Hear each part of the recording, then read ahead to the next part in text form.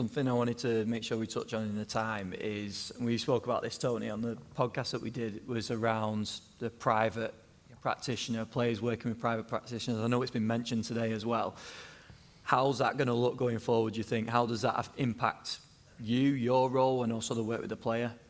Well, I think it's here. I think it was exacerbated during COVID because more players, we couldn't work with players during a lockdown, so players went out and got a service. I think someone mentioned it earlier on about sort of individual entrepreneurship, or whatever I'm not sure I got that right, but it's happening, and I think it's something that we've got to be prepared for. I think in the future there's certainly, from not so much from a technical tactical side, because I get that player wants the best support system around, and why wouldn't they have that? I think the danger going forward is that there's an area now that lacks governance. There's an area really where we lose control of what our players do. If there's no level of transparency, which, you know, the first thing I did when I went to West Bromwich Albion was, you know, I'm not against it with the players, but tell me that you're working outside of what we do, because, you know, otherwise there's no level of transparency. I think in the future, it's going to become, I think the whole industry is going to become take more of an individual approach. There'll be a big piece around, and I spoke to Ben earlier, a big piece around data ownership. You know, I think in the future, a player will go for a scan, an MRI scan, and we'll have to feed that back to the individual player, or then probably take that to his consultants, and so on and so forth. So the influence of, you know, having a team around the team is going to get bigger and bigger. Now, I think it's something that needs to be embraced. It's not something we can fight. I certainly feel that from a governance perspective, the Premier League, the PFA, it's only a matter of time before a multi-million-pound asset is doing some work on a cow field in the summer and goes over and has a nasty injury.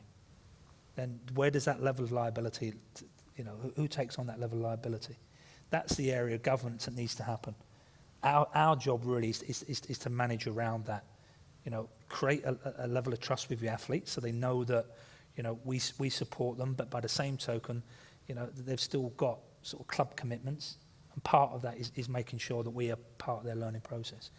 And I guess the other challenge around is that you've also got to look back to is that why are these players doing it? Yes, we've gone towards a more individual, you know, generation Y or Z, whatever they are, but maybe the clubs are not giving that level of support in the first place, which is why they're going outside of the club. And that probably needs to be addressed as well. In terms of industry, Dave, as well, jobs that are going to be available, how do you think that impacts that going forward? I think within clubs now, we've gone through a process where I suppose we were one of 5 or 6 people in their late 90s doing it. We've now got to a point where people are leaving the industry to be these service providers on the outside, which is the natural flux of people who want to change roles and change jobs. That's an available career now, that you can go into private support of athletes. But as Tony says, along with that, you know, especially for the people who've seen behind the curtain, they know what it's like to be on the other side of managing that, and the challenges that provides for us in knowing where the player's going, who they're working with, who they're listening to, who's influencing them, and for what reason. Not all the reasons are that people are getting supported are benign to the player. It could be commercially driven. It could be somebody else who's, you know, got a network of athletes that they're trying to develop for their own ends. In terms of the industry, we need to be careful with people going rogue and just doing random things, you know, and there's plenty of stories of players who are turning up on a Wednesday, if it's a normal kind of traditional English periodization week, and having a Wednesday where they're supposed to be resting from our program and going and do something completely different with somebody else who has got no idea what we've got planned, what they've done, because the player most of the time will probably give them, you know, a helicopter view of what they've done recently, but it's in no way detailed, and that person might deliver a session. For all we know, when they turn up on the Thursday and then something happens to them, how do we know that that wasn't the day before?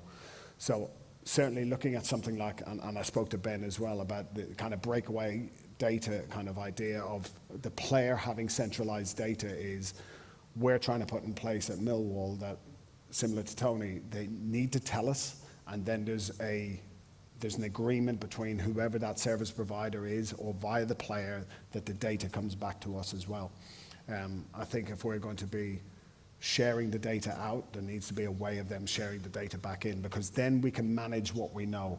We can't manage what we don't know, and we also don't want to have to take all of the responsibility and the blame, because it's going to be the club medical staff, sports science staff, coaching staff who are going to be the ones in the local papers who are going to be getting blamed for the injuries when it's actually players going to do something random. So I think for us as an industry, yes, we certainly need to have some kind of governance over people who are working with professional players, whether that comes from the PFA, whether that comes from the EFL Football League and the Premier League that are going to help with that, or FIFPro. That remains to be seen, but it certainly needs to have the players' involvement, because they're the ones who are going to be off doing this stuff. I think you can get in front of it as well and have a network of people that you can recommend on the most typical services that are looked after. So a good network of private chefs, Pilates and yoga teachers are really popular at the moment as well. Speed coaches is quite a popular one as well. The more dangerous one does come around the more formal elements of strength and conditioning. But I think, again, there are some very good practitioners out there and facilities out there, more so in America, where this all seems to be born of, and we're all watching these amazing documentaries where we see it, but they've much longer off seasons and much more established principles with it. But yeah, I really think if you can do that, and then you could potentially share technology with them. So we use Team Builder for all our kind of exercise. They can see what we're doing with the players, and we can see what they're doing in addition. So, and then developing really good communication structures just for those anecdotal points that are super important that the data can't always provide. So good communication structures.